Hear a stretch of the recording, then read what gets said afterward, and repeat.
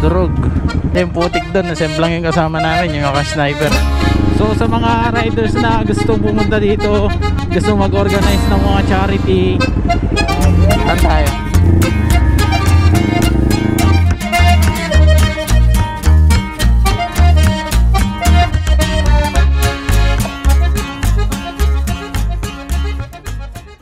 Dito kami sa may Disimual at pupunta kami sa Dinadjawan. Kakatapos lang ng bagyong Pepito. Mustahin natin yung daan dito sa Dinadjawan. Kasama ko yung mga katrabaho ko, Sir Ariel, Sir Michael, tsaka Sir Mark.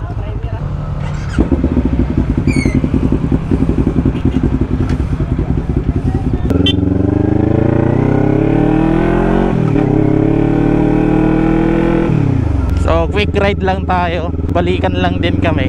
Hindi ko lang alam kung makakapasok tayo sa Dinadjawan sa kondisyon ng daan, pero sa tingin ko na i-clear naman na nila yan, kaya lang ganitong itsura pa rin, putik.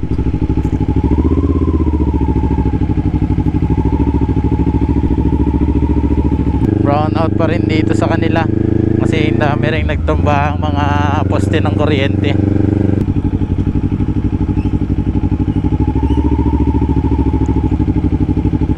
Katakot. Madulas kasi yung putik doon, nasemblang yung kasama namin, yung sniper.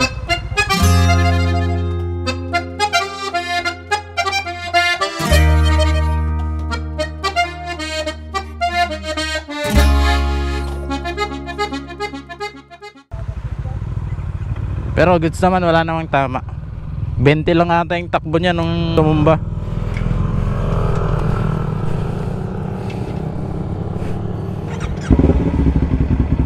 Napakakapal kasi talaga ng putik ng mga nadadaanan namin dito. Kahit gaano kakapit talaga yung gulong mo, walang silbi. Putik na naman.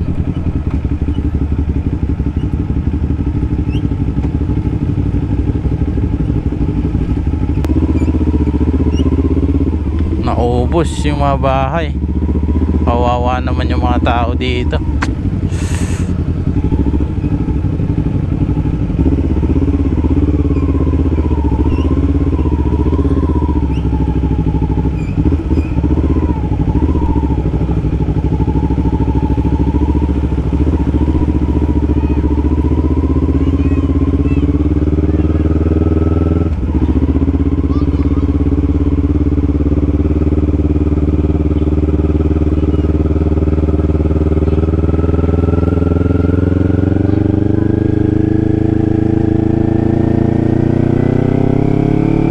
Halos every 100 meters may putik na nagkalat sa daan, landslide.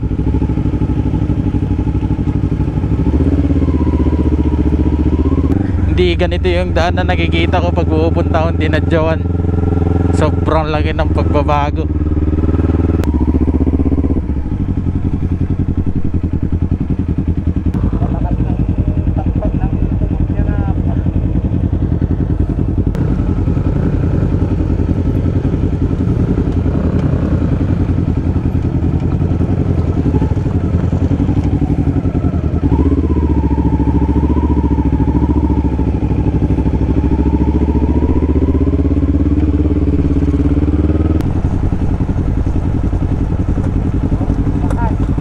Pumapaltik ka, no?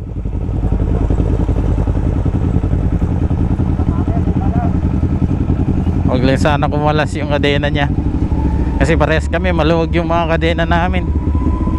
Ay, pati kalsada durog, nahulog.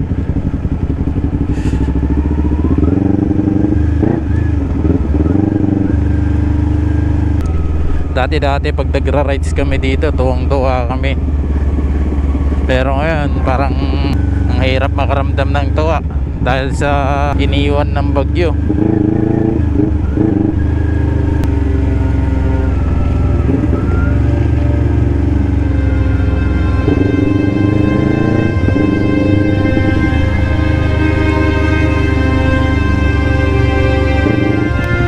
Napakalinis ng daan nito nung last na dumaan kami.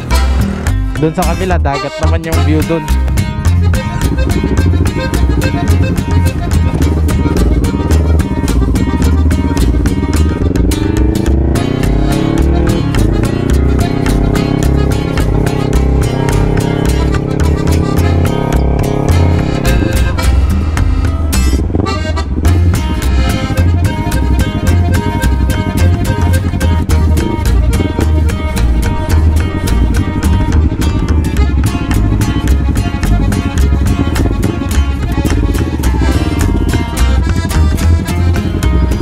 Mga puno dati wala kang makikita dito eh. Ha? Gulat ako sa'yo.